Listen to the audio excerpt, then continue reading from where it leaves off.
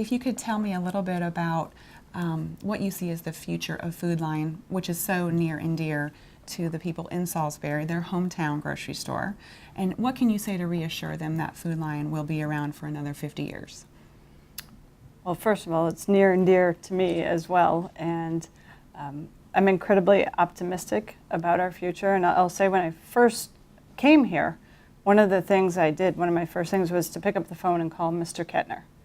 And I truly believe that when you're trying to learn about an organization and also look towards the future, it helps to know where an organization came from. And I realized that we have all this history living right across town.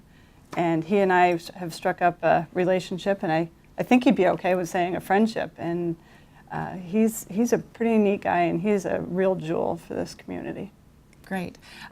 What can you say about the competition? You've got a second Aldi store open here in Salisbury now. There's Publix moving into North Carolina. You've got Harris Teeter being purchased by Kroger.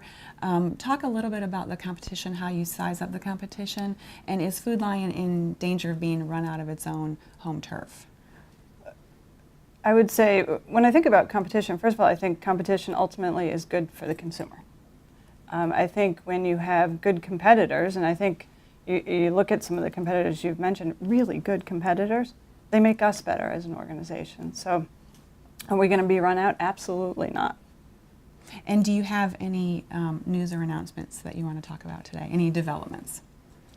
I wouldn't say any developments. I think adding to that voice of optimism that we just announced, we've had the third consecutive quarter of volume growth, really good results, and I think we're positioned well to continue to grow from that. So.